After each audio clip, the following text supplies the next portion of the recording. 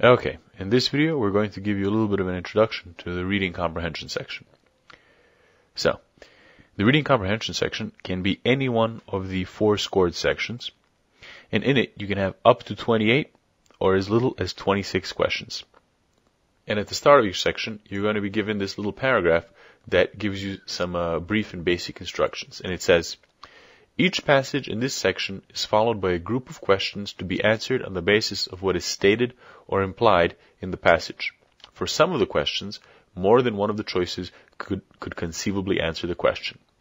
However, you are to choose the best answer, that is the response that most accurately and completely answers the question, and blacken the corresponding space on your answer sheet. Okay, so these are basically the same reading passages that we've been seeing since grade school. It's going to be 4 passages of about 400 to 500 words in length, and one of the passage will be a double passage, so 2 shorter related passages. And then the passages will be followed by 5 to 8 questions that test your understanding of the passage, or in the case of the double passage, of the 2 passages. The point of this section is to test your ability to read and comprehend dense material. Lawyers and law students need to be able to consume large amounts of information and to have a good idea of what they've read. Now, the passages generally deal with a topic in history, humanities or literature, the law, and science. The specific content of the passage is not important, since the questions will deal with your understanding of the structure and the arguments in the passage and not the details.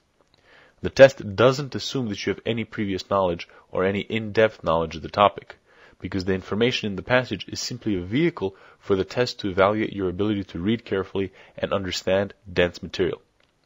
The important thing to pay attention to in the passage is the structure and the reasoning, and not the narrative or the aesthetic of the passage. You're not evaluating how well it's written or how artistically it's written. You're mainly paying attention to the point that the author is trying to make and the arguments and structure of reasoning that the author uses to make that point.